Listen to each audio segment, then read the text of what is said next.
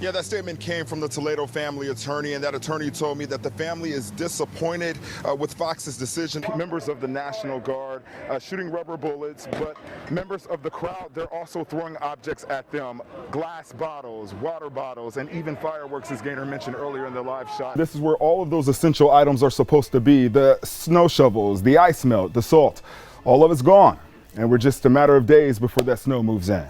Good evening to you, Nikel. Tonight, folks told me that when they actually heard those fireworks go off, they actually thought it was gunshots. And you mentioned that intersection. This is where we are right now on Chadwell Road Southwest and Jones Valley Drive Southwest. Now, that incident that you just saw, that shocking video, that was captured by someone's surveillance camera, and that happened back in July. But since then, they say it's been one thing after the next, and they say whoever is doing this, they just want them to stop. He actually approached me, and from the moment we met, it was nothing but respect. He was very candid about his own personal struggles with alcoholism and some of the things that he saw, horrible things he saw at that camp. He said he saw his best friend just 8 months ago overdose on drugs. He said that he saw folks being robbed there many times and many nights. He said he felt unsafe, and right now he's just looking forward to having a home of his own. Nikel, authorities told me that the two that you mentioned that are here at Huntsville Hospital are being treated for non-life-threatening injuries right now.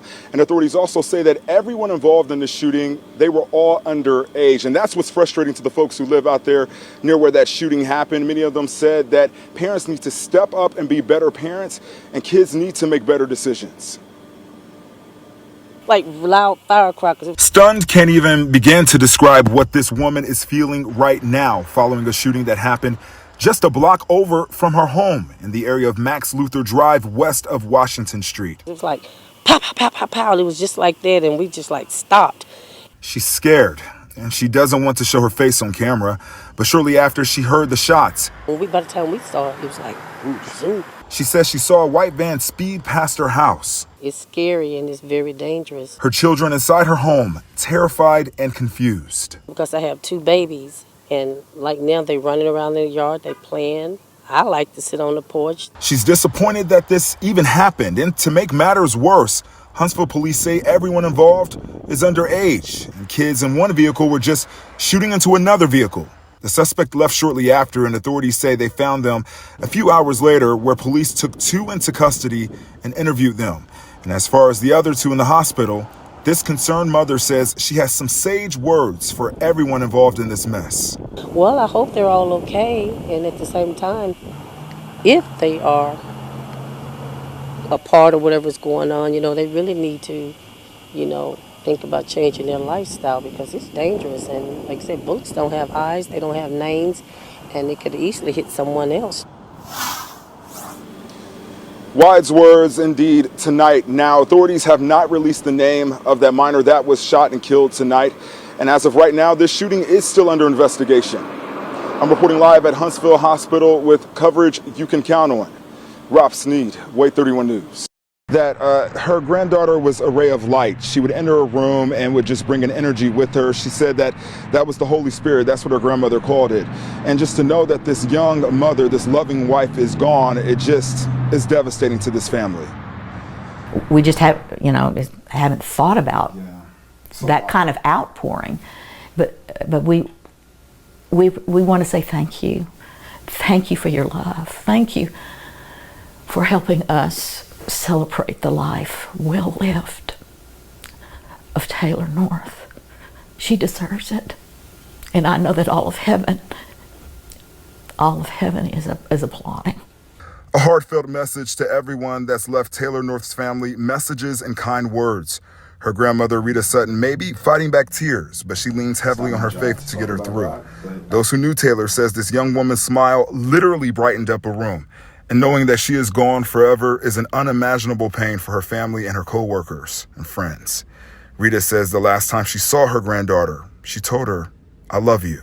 Just within hours of her getting a call to go in, and not even realizing that would be the last time that I would see her on this earth. Madison County deputies say the shooting happened Saturday night at this Circle K on Harvest Road. Investigators say Williams walked up to the counter and just shot her. By the time deputies got there, North was dead. Deputies say they found Williams near the scene and took the 21-year-old into custody. Williams was arrested and charged with murder. Tonight, North's family just wants to make one thing clear.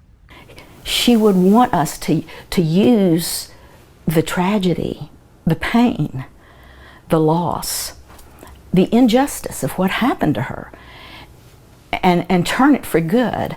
Bring it to let's see where we can come together on this and how we can bring change that needs to happen.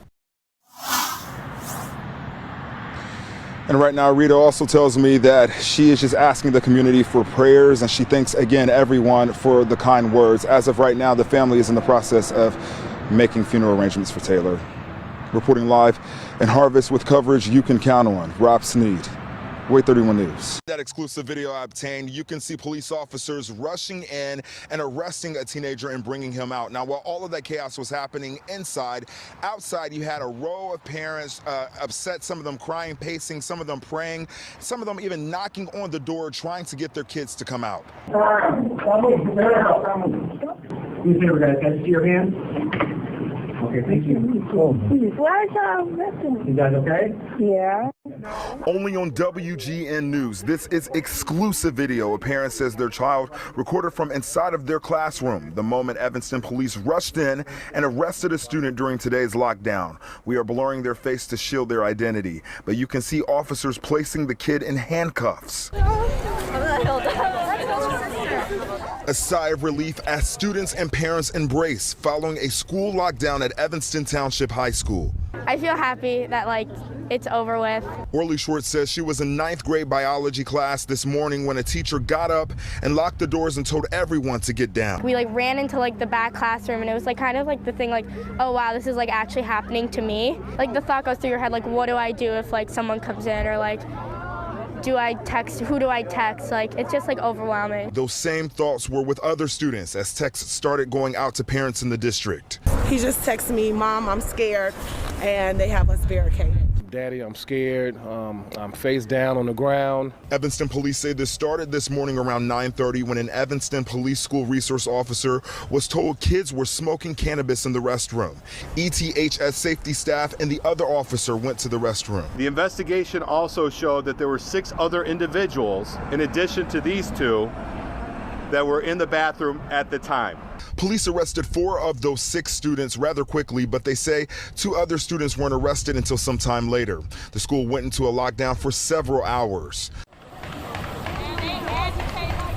Desperation among parents outside of the school started to increase as some of them were demanding the school open its doors and let their kids out. They were scared, terrified, out of their mind, and it's a trauma reaction.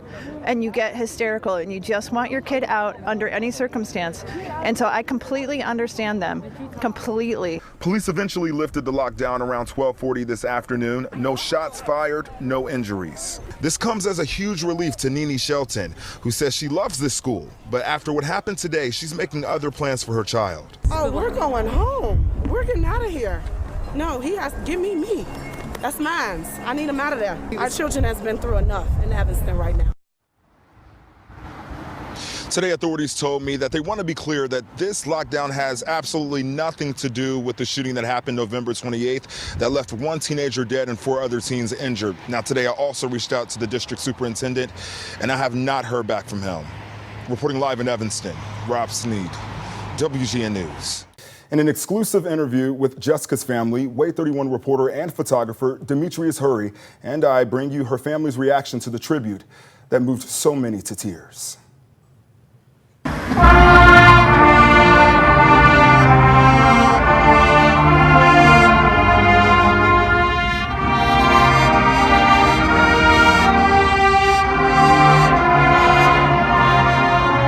Jesus Loves Me.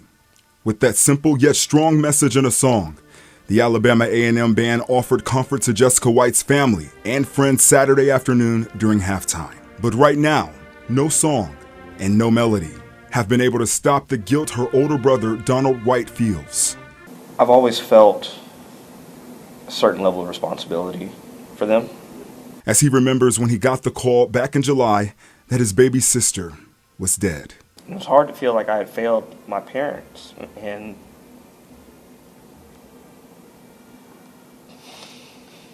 taking care of my sister. As Donald struggles to get his thoughts out, he finds some comfort in remembering her smile, her laugh, that special spark she carried that lit up any room she entered. And despite carrying herself like a queen at all times, her brothers say she was one that didn't shy away from a joke or two. A sense of humor. It's funny to see how it developed. Her other brother, Deshaun, admired the fact that Jessica never let her lifelong condition with seizures stop her from doing what she wanted. When she was around 16, the subject of driving came up, and she was very intentional that she would drive despite, her challenges. That was just the beginning of many things Jessica would accomplish. She majored in communications media at Alabama A&M, and in the fall of 2022, she became the band photographer. The 22-year-old graduated in December 2023 and planned to get her master's. Her ultimate goal? To become a news anchor. That's one of the things that I know Jess was very passionate about. And now these brothers say through Jessica's death, they hope to come up with a way to raise awareness about seizures and possibly save someone's life.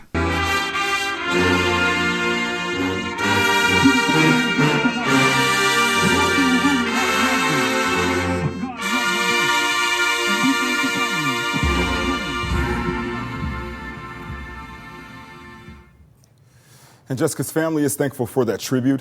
WAAY 31 reporter and photographer Demetrius Hurry also interviewed Alabama A&M's band director, Carlton Wright, about the tribute made to Jessica. You can watch that full interview on our website at waaytv.com. Well, a bit of good news tonight, Nikhil. The apartment owner that you just mentioned, he spoke with me about an hour ago. He told me that he was able to get every single person displaced, 16 of those folks, a home tonight. And so that is some relief, much relief for him. Earlier today when we spoke, he said he was very upset, and that's kind of what's been on his mind all day. But you can still see a lot of the debris still scattered about, and a lot of that debris is also the personal items of those folks that used to live here, all 16 of those people. And so tonight, security, police, they've been kind of out here making sure that no one is coming over here stealing any of those items.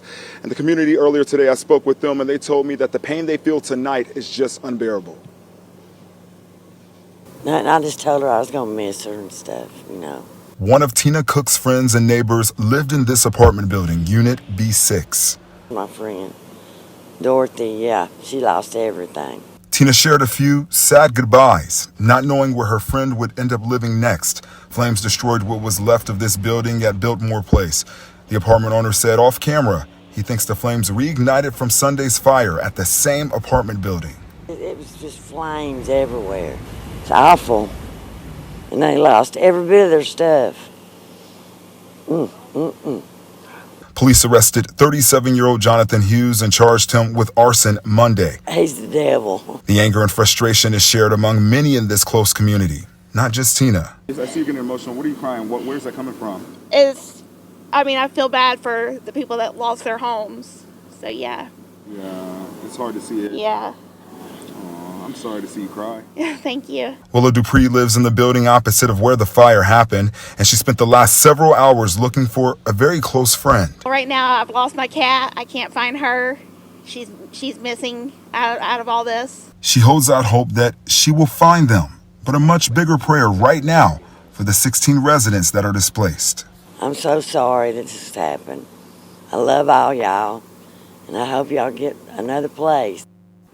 Coach Donald Roberts is very well known in this small community. The former Red Bay High School basketball coach also worked as a substitute teacher here in this district. So I went to the superintendent's office because I wanted to know, what is his status with the district? Is he still employed here, or did they let him go? And if so, when did they decide to do that? My name is Rob Sneed. I'm a news anchor with WAAY 31, and I wanted to speak with the superintendent, Greg Hamilton. Is he available?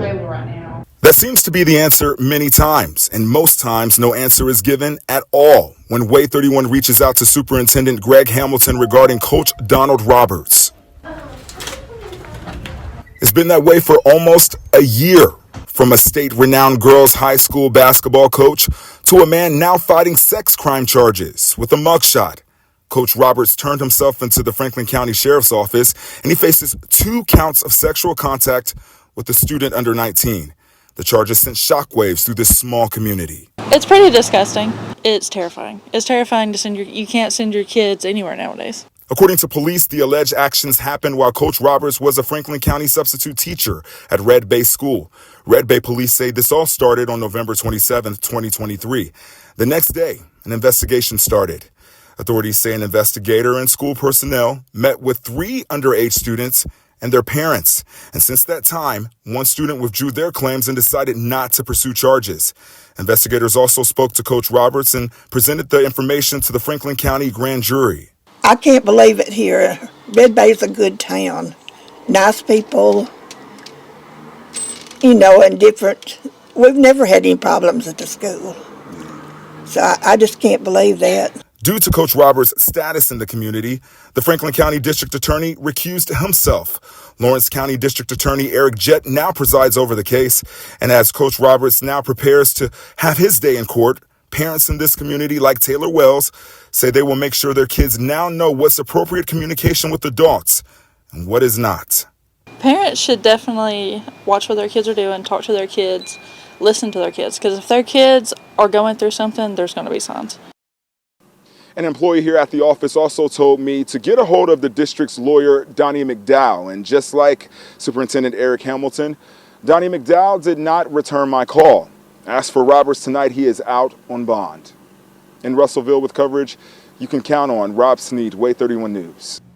The quality of mental health care and treatments have gotten increasingly better over the years, but for men, especially black men, the fear of being seen as weak or broken is as bad as ever. But it doesn't have to be that way. That's the message everyone I spoke with shared, especially Eric Walker, who wants to shed the stigma. Day in and day out. I could not escape the heaviness that I was feeling. That's where I got to a dark place and I attempted suicide. For him, it felt like a living hell on earth.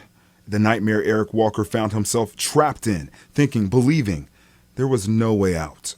I didn't realize how much people would have missed me had I been gone. And that makes me emotional right now just talking about it. More than 20 years later, he remembers exactly where his head was at the time. I equate it to being like Iron Man. You have the suit of iron on, you're a hero, you're looking heroic, and people will never know what you dealt with. He struggled in silence. And as a black man asking for help and getting therapy, he says it's not the norm. In life, asking for help or even mentioning this, that I was feeling sad or even want to cry or show some type of emotion just wasn't something that we do in our culture and just as men. Psychotherapist Choya Wise says Eric's experience is reflective of many. The mere fact that most suicides occur by men, or most suicides happen with men being the ones to commit suicide, is a reflection that there's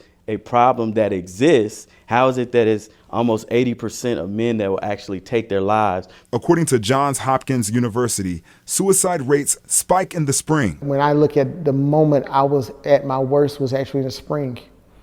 And in fact, when I went through my attempt, spring. In April, May, and June, researchers say suicide rates can be 2 to 3 times higher than in December, when rates are actually the lowest. Apparently right now there's no clear rationale for why this happens. Having the conversation is uncomfortable for many, but it doesn't have to be that way. Misha Emmett with the American Foundation for Suicide Prevention says context is key. How we talk about suicide matters. We don't say committed suicide because it implies judgment, right? The nonprofit just launched a new suicide prevention program called Let's, Listening, Empathy, Trust, and Support for the Black community. Eric wishes this initiative was around during his struggle, and he wants others to look at him as living proof that there is a way out and a reason to live another day. That's something I learned, that people do love you and they will miss you. So definitely get the help you need.